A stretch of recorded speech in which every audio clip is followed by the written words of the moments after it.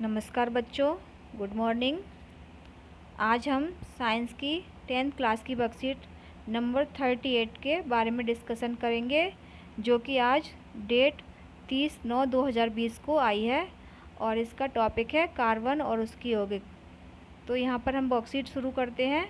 Carbon के अपर रूप। किसी एक तत्व के विभिन्न रूप जिनके भौतिक गुणधर्म अत्यंत भिन्न होते हैं जबकि रासायनिक गुणधर्म एक समान होते हैं। बेटा इसको क्या कहते हैं? अपर रूप कहते हैं। इस प्रकार कार्बन के दो अपर रूप हमें पाए जाते हैं, ग्रेफाइट और हीरा।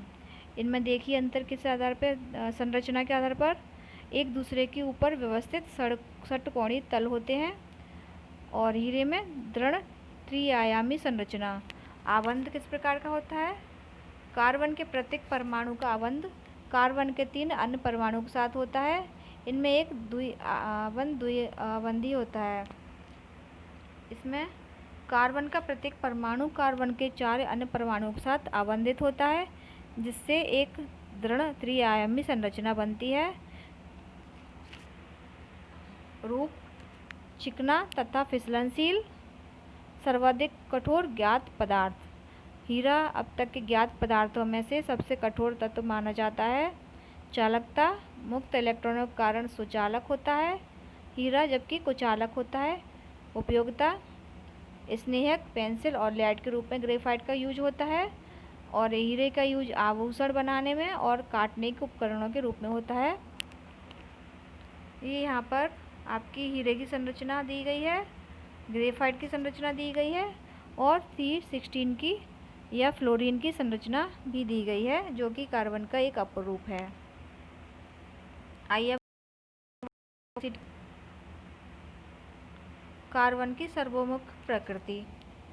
सहसंयोजी बंध की प्रकृति कारण कार्बन बड़ी संख्या में यौगिक बनाने की क्षमता होती है, जिन्हें कार्बनिक यौगिक या कार्बन यौगिक कहते हैं। बेटा इसमें कार्बन में एक तो श्रृंखलन का गुण पाया जाता है। कार्बन के परमाणु एक दूसरे के साथ जुड़कर श्रृंखलन का गुण प्रदर्शित करते हैं। दूसरा है चतुसंयोजकता, यानी कार्बन में इलेक्ट्रॉन होते हैं जो कि मुक्त अवस्था में पाए जाते हैं। ये आपस में और दूसरे तत्वों के साथ में जुड़कर अपनी संयोजकता पूरी करते हैं। तो पहला है श्रृंखलन। कार्बन के ही अन्य परमाणु के साथ में आबंध बनाने की अद्वितीय क्षमता होती है, जिससे बड़ी संख्या में अणु बनते हैं। इस गुण को श्रृंखलन कहते हैं। सिलिकॉन हाइड्रोजन के साथ यौगिक बनाते हैं, जिसमें 7 या 8 परमाणुओं तक की श्रृंखला होती है, लेकिन यह यौगिक अति अभिक्रियाशील होते हैं। बेटा आपका एक क्वेश्चन ये भी बन सकता है कि कार्बन के अतिरिक्त कौन सा पदार्थ है जिसमें श्रृंखलन की क्षमता पाई जाती है? तो इसका आंसर सिलिकॉन है। कार्बन आबंध अत्यधिक प्रबल होता है, अतः यह स्थायी होता है। फलस्वरूप अनेक कार्बन परमाणुओं के साथ में आपस में जुड़कर यौगिक बनाते हैं या प्राप्त होते हैं। अगला है चतुसंयोजकता। तो इसमें है कार्बन के 4 संयोजिक इलेक्ट्रॉन होते हैं। इनमें कार्बन के 4 अन्य परमाणुओं ऑक्सीजन, हाइड्रोजन, नाइट्रोजन इत्यादि के साथ में आबंधन की क्षमता होती है। कार्बन द्वारा प्रबल आबंधों का निर्माण होता है, इस कारण इसका आकार भी छोटा होता है। इस कारण इलेक्ट्रॉनों के सहभागी युग्मों को नाभिक मजबूती से पकड़ा होता है। बेटा जो आपका परमाणु या अणु होगा जिसका साइज इतना छोटा होगा, उसकी पकड़ उतनी ही मजबूत होगी। बड़े परमाणुओं वाले तत्वों से बने आबंध की तुलना में अत्यंत दुर्बल होता है। आगे वर्कशीट की ओर चलते हैं। शुद्ध कार्बन को अत्यधिक उच्च दाब और ताप पर उपचारित करके हीरे को संश्लेषित किया जा सकता है। यह संश्लेषित हीरे आकार में छोटे होते हैं, लेकिन अन्यथा यह प्राकृतिक हीरों से अवेदनीय होते हैं। बेटा जो हीरा होता है, एक तो आपका प्राकृतिक रूप से पाया जाता है और एक आर्टिफिशियली हीरा भी बनाया जाता है।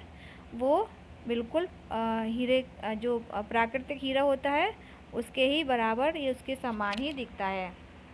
फ्लोरीन कार्बन का अपर रूप अन्य वर्ग है।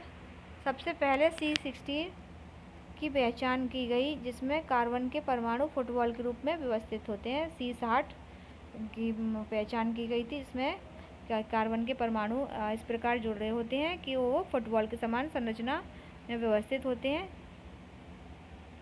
उसको फ्लोरीन नाम दिया गया क्योंकि गुम्बद के समान लगता है। चलिए आप इसमें अभ्यास के कुछ क्वेश्चन हैं। तो पहला क्वेश्चन है, पहले क्वेश्चन की ओर हम बढ़ते हैं। कार्बन सर्वमुखी प्रकृति क्यों दर्शाता है बेटा? क्योंकि कार्बन परमाणुओं में श्रृंखलन का गुण होता है और इसमें चतुसंयोजकता पाई जाती है, इसलिए सर्वोन्मुखी प्रकृति दर्शाता है। अगला क्वेश्चन है, कार्बन के परमाणु अत्यधिक संख्या में यौगिक क्यों बनाते हैं बेटा?